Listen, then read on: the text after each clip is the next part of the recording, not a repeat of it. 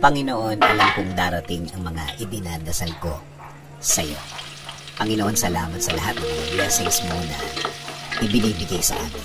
Salamat sa patuloy mong pagbibigay ng pag-aalaga sa amin. Araw-araw na kasama ka ay ang araw-araw na alam namin na we will be provided, Lord. Alam po namin ang sitwasyon ngayon ay problemado, pero hindi kami sa sitwasyon namin nakatutok, kundi sa inyo na, Panginoon namin, na kayang magbigay ng mga pangangailangan namin, Lord. Ikaw na laging tumutulong sa amin, Lord. Alam namin na hindi na magtatagal ang aming sitwasyon at makikita at marireceive na namin ang mga bagay na ipinagdadasal namin na magbabago ng aming mga kinakaharap ngayon. At alam namin, hindi na magtatagal yun, Panginoon.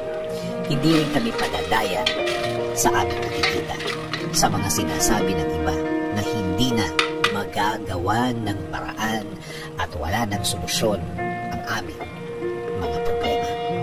Na ito daw ay mas lalala pa, na ito daw ay mas gagrabe pa, na kahit na daw ano ang gawin namin, ay wala ng pag-asa pang mabago ang mga nasa harapan ko, Panginoon.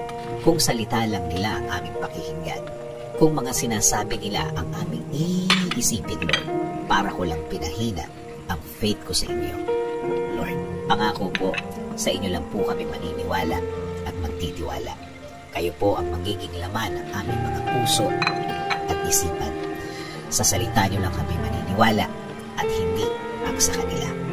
Kaya ngayon, Panginoon, ngayon pala, salamat na po sa inyong mga naibigay sa amin. Salamat po sa mga provision mo sa amin.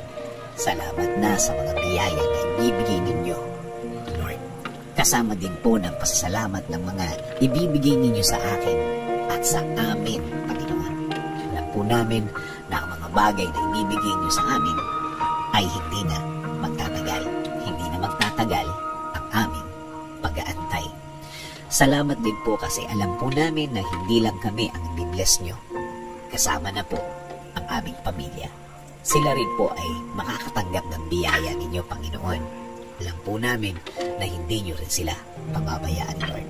And Lord, please bless our country. Kayo na po, Panginoon, ang bahala sa aming bayan.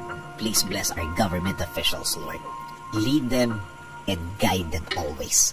Provide them with more wisdom. Give them the strength that they need, Lord. Lord, maraming salamat sa lahat. Sa lahat ng inyong ibinigay at ibibigay sa aming sarili, sa aming pamilya, at sa aming bayan. This is our prayer. In Jesus' name,